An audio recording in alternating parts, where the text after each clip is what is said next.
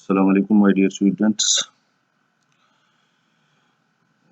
As you know that yesterday we have completed kinematics, and today we are going to come with another chapter, that is laws of motion.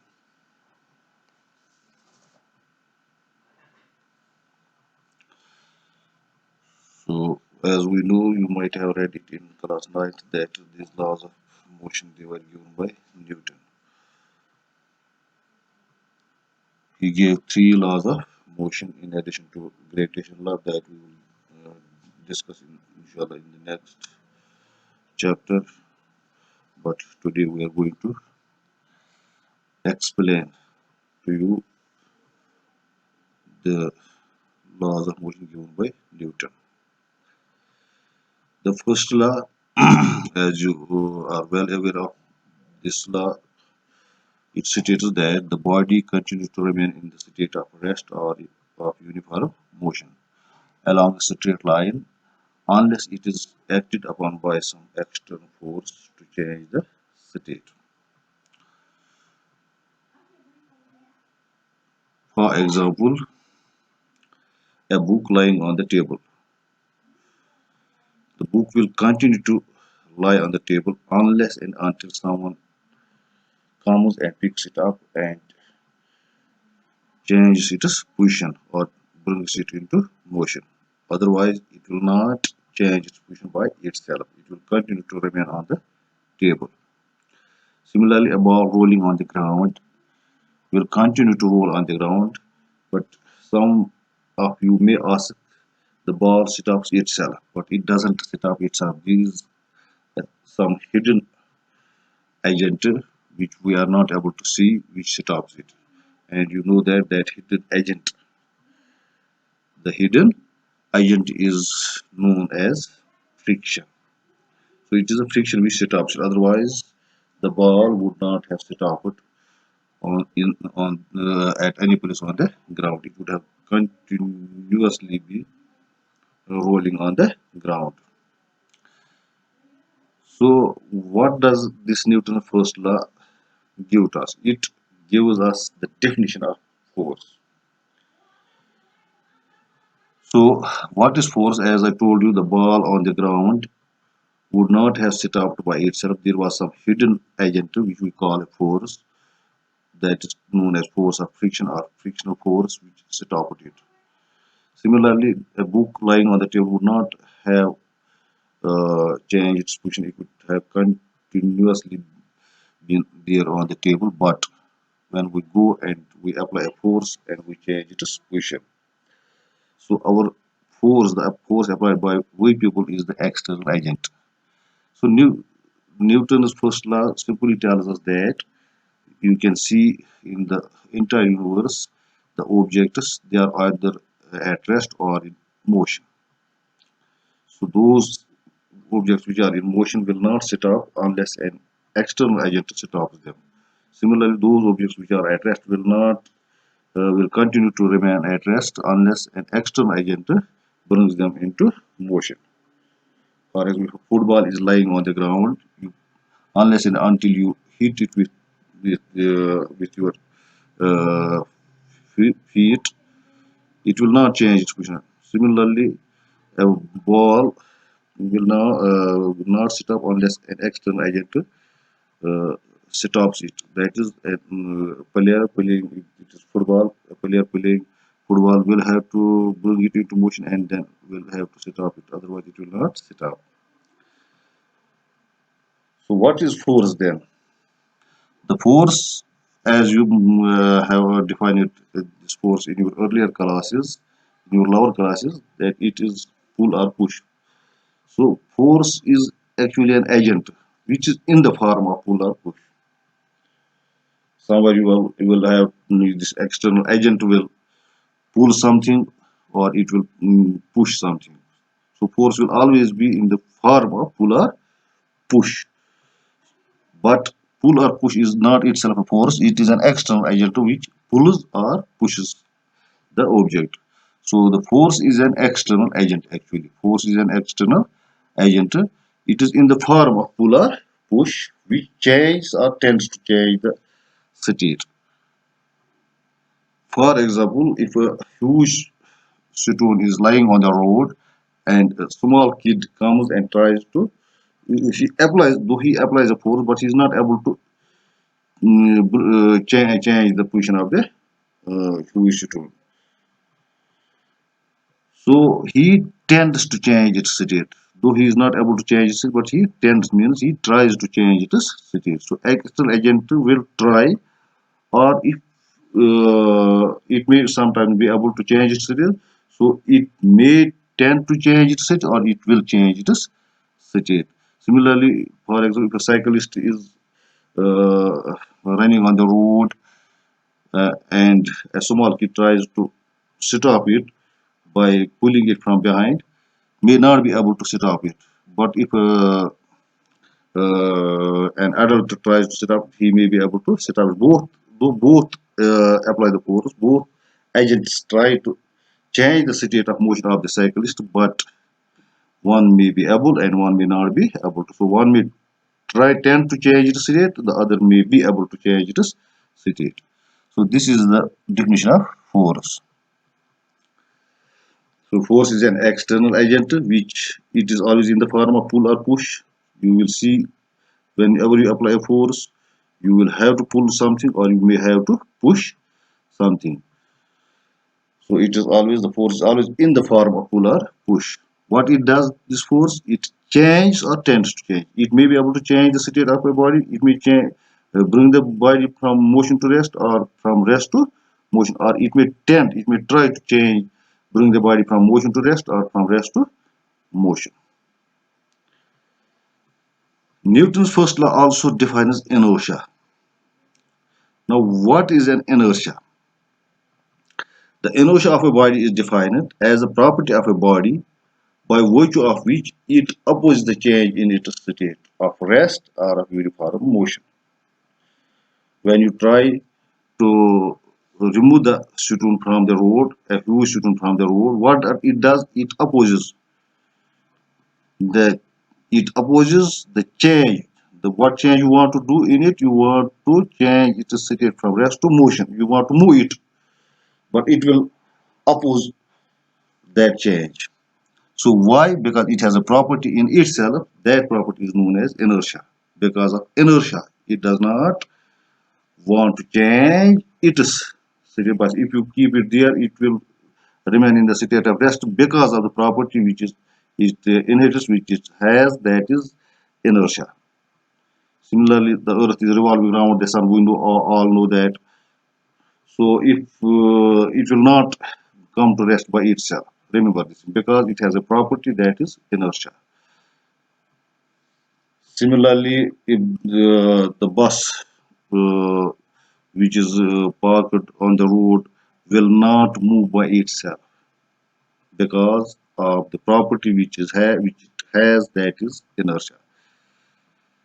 So I hope you will have understood it. What is inertia? Inertia is the property of a body by virtue of which it does not it opposes the change in its state of rest or of uniform motion. Therefore, Newton's first law is also called law of inertia. Heavier the body, greater is the inertia, and vice versa. For example, if you have a huge stone and a small stone, you may be able to remove the small stone from the road, but you may not be able to remove the heavy stone from the road because heavy stone has a greater inertia than the small stone. There are three types of inertia. One is inertia of rest. The property of a body by virtue of which it opposes the change in its state of rest. If a body is lying somewhere, it is at rest, it will not come into motion by itself because it has a property that is inertia of rest. For example, when a bus starts suddenly, you might have seen it yourself, you might have observed it yourself, or you might have experienced it yourself in a bus. When you are sitting in a bus and the driver starts the bus suddenly, what happens? The passenger tends to fall backwards. We fall backwards. Why? Because his lower part, the lower part of the passenger, starts moving with the bus, and his upper part tries to remain at rest due to inertia of rest. Due to inertia rest. So the upper part remains at rest, the lower part starts moving with the bus, the lower part moves forwards, the upper part remains at its own position. You can do it. I am unable to show you. So he falls backwards.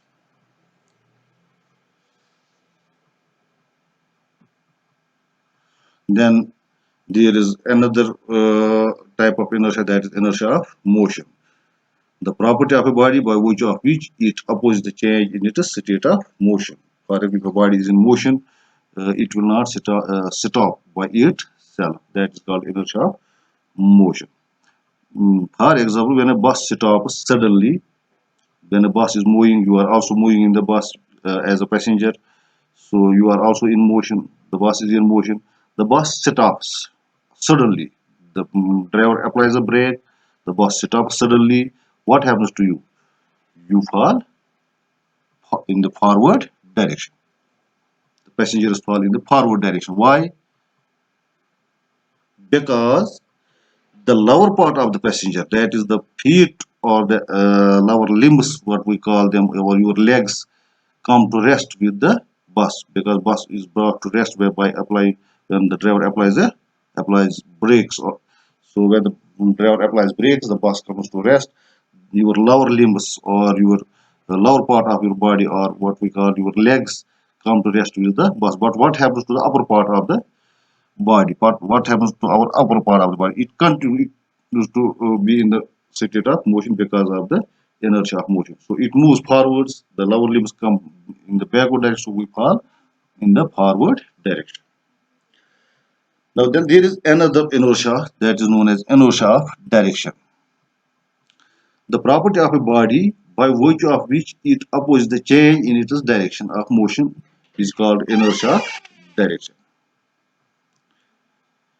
For example, when a bus rounds a curve, or you might have seen a curve on the road, when a bus rounds that curve suddenly, what happens to the passenger? The passengers tend to move outwards towards the window of the bus. You might have seen it towards your left side, or if you are on the in the right side of the bus, then you will fall towards your right side. Why? Because he wants to maintain his direction. He was moving in one direction. Now the bus changes his direction, but he opposes the change in his direction. He wants to move in the same direction he was moving at the curve. So he falls towards his left or towards his right. That is because of the inertia of direction. This was first law of Newton. So first law of Newton gives us the definition of motion. It also gives us the definition of inertia. That's why it's known as law of inertia. Newton's first law is known as law of inertia. Now what about second law? Second law, Newton's second law states that the rate of change of linear momentum of a body is directly proportional to the external force applied on the body, and the change always takes place in the direction of the applied force. For example, if a body is at rest, let me simply explain to you. If a body is at rest, what is its velocity? Its velocity is zero. So we know that momentum P is equal to m into v. If v is zero, then momentum P will also be equal to zero. So when the body is at rest, its velocity is zero, its momentum is zero. Because the definition of momentum is P is equal to m into v, where m is the mass of the body and v is the velocity of the body. Since the body is at rest, its velocity is zero, and if we multiply zero by m, we will get m will be equal to zero. Now when we hit suppose it was a football, it was lying on the ground, it was at rest, its velocity was zero, so its momentum was zero. Now we hit it with our feet, so it will acquire some velocity now. So if it's, for example, its velocity is 5 meters per second, So it has already a mass. When we multiply 5 by m, so say for example, if mass of the body is 2 kg, then its momentum will be now 5 into 2, that will be 10 kg meters per second square. So initially its momentum was 0 when it was at rest. When we bring it into motion, its momentum becomes 10. For instance, for example, its momentum becomes 10. So its momentum changes. How much will the momentum change? As in this case, if someone hits it with greater force, what would we expect? It will move with greater velocity. It will get accelerated. It will move with greater velocity. So its momentum will increase by a greater extent. So the momentum will change by a greater extent. And if someone hits it with further with greater and greater velocity, its momentum will become greater and greater. So change in momentum will become greater and greater. So what we see that the change in momentum of the body, change in momentum of the body is directly proportional to the applied force. The greater force we apply, the greater will be the change in the momentum. This is Newton's second law of motion. So what is Newton's second law of motion? The change in the momentum of a body. So, for example, this was the body at rest, and we brought it into motion. If the cyclist is moving on the road, it will have some momentum. Definitely, it will have some momentum because it is moving with certain velocity. Cyclist will have also a mass. So mass multiplied by velocity will have some momentum. Now you stop it, its momentum becomes 0. So again, its momentum will change. It had some momentum earlier. Now we stop it, its momentum becomes 0. So its momentum will change. So in both the cases, if the body is at rest, then we bring it into motion, its momentum change, and if it is in motion and we bring into it rest, its momentum change. The change in momentum is directly proportional to the applied force. The greater the force we apply, greater will be the change in the moment. Consider a body of mass m moving with velocity v. Then the linear momentum of the body is given by p is equal to mv. The rate of change of linear momentum of the body is given by d by dt of p is equal to d by dt of mv. That is equal to m dv by dt.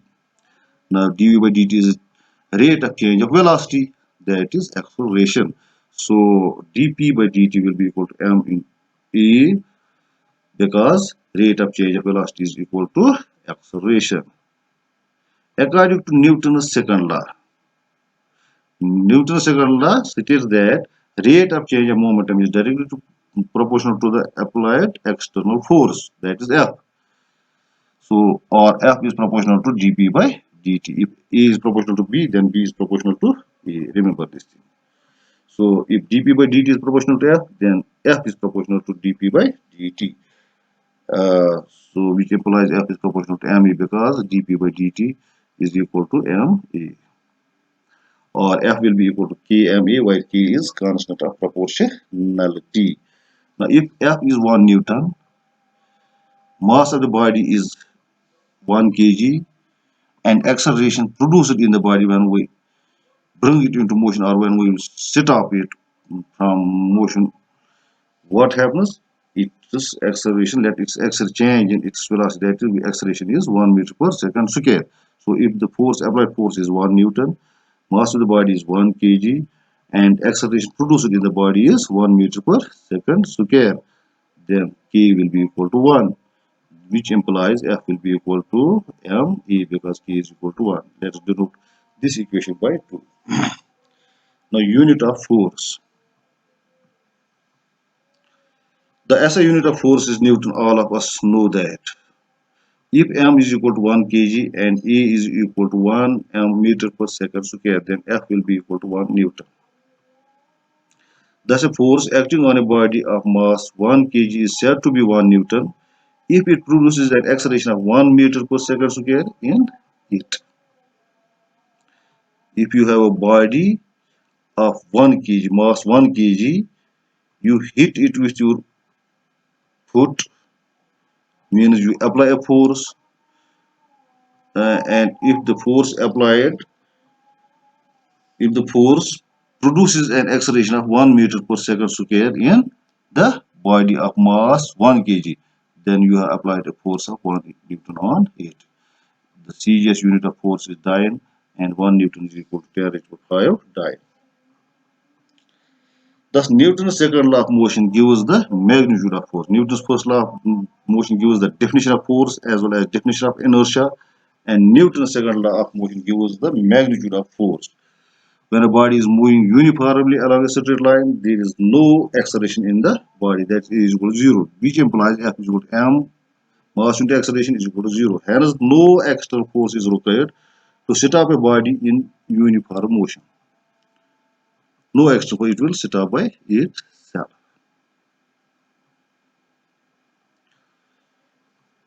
Now, Newton's third law. Newton's third law states that for every action there is always equal and opposite reaction. Newton's third law states that for every action there is always equal and opposite reaction. So action is a force, remember this thing. Reaction is also a force. If you hit your left hand with your right hand, then you have to clap. When you want to clap, you have to hit your left hand with your right hand or your right hand with your left hand. So if you hit the left hand with your right hand is the force applied by the right hand is an action, and the force experienced by this or the force applied by the left hand on the right hand is reaction. So these two forces will be equal. If you push the wall of your room with your both hands or with your one hand, you apply the force on the wall, that is action. The wall applies equal and opposite force on your hand, that is reaction. So how much force do you apply on the wall? Similarly, if you ask a small kid to hold your hand and then ask him to pull your hand, so the force applied by the kid is an action and the force applied by your hand is a reaction.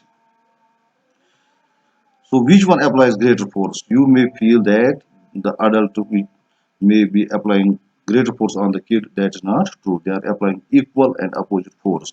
Then why does the kid come towards you? That is a secondary question that I will explain you some other day. But the two forces are equal. The force between Earth and Moon. The Earth exerts a force on the Moon exerts a force on the Earth. Which force is greater? The force exerted by the Moon or the force exerted by the Earth? Though Moon is a smaller body compared to the Earth, but the force exerted by both Earth and Moon are equal. Similarly, the force between Sun and Earth. Sun is much greater than Earth, but the force applied by the Sun on the Earth is equal to the force applied by the Earth on the Sun. So for every action there is equal and opposite reaction. One force is called action, the other force is called reaction. Consider an isolated system consisting of two bodies of masses m1 and m2 moving along the same straight line and mutually acting and reacting upon each other. Mutually acting and reacting upon each other means they are applying force on each other. Mutually they are applying or exerting force on each other. The mutual interactions, actually this is the word interaction. Interaction means action and reaction. The force they exert on each other is called interaction. The mutual interaction causes a change in velocities. For example, if you are two friends, you are pushing each other, your momentum will change. If you were at rest first, if someone pushes you, you go into motion, your momentum changes. So you apply equal and opposite force on the person which pushes you, so his momentum will also change. So these mutual interactions cause a change in velocity and hence a change in the momentum of a body.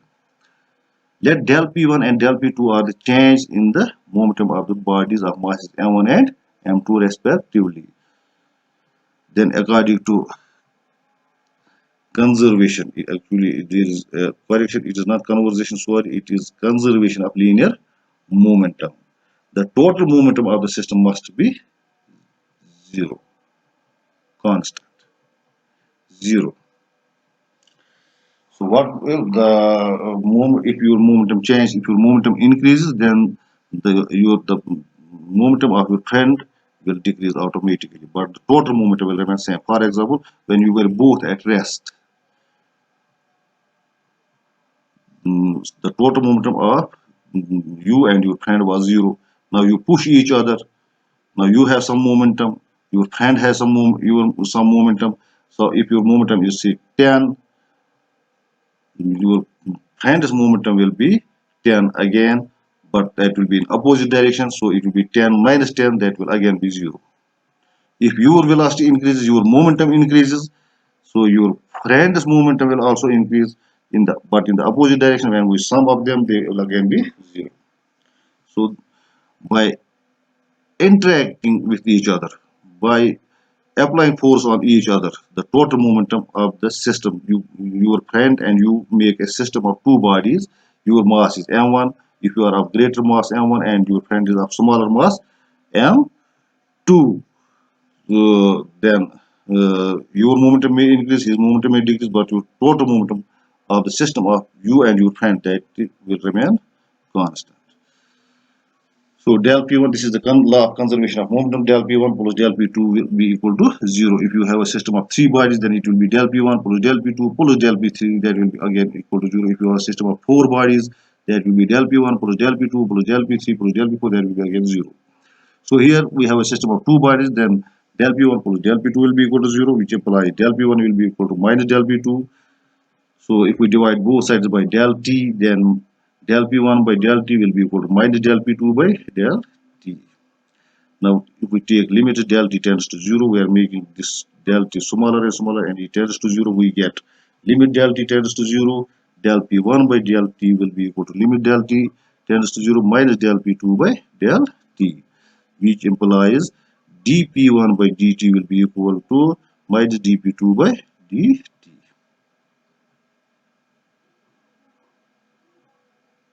According to Newton's second law, F is equal to dP by dt. So dP1 by dt will be equal to F1 and dP2 by dt will be equal to F2. So this implies F1 will be equal to minus F2. So F1 is the action and F2 is the reaction. So action will always be equal to minus reaction, which means action and reaction are equal, but minus indicates they are opposite. Thank you for watching this class. Hope you will enjoy it, and inshallah see you in the next class tomorrow.